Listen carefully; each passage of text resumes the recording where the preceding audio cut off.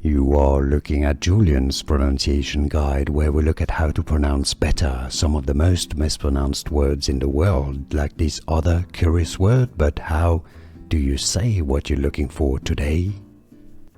Let's learn once and for all how to pronounce these names correctly. If you want to learn more confusing names pronounced, including from French, make sure to stay tuned. Yes, this is somewhat in between the English spelling, which has a Y letter but no E at the end, and the French spelling that has an E at the end and an I instead of the Y.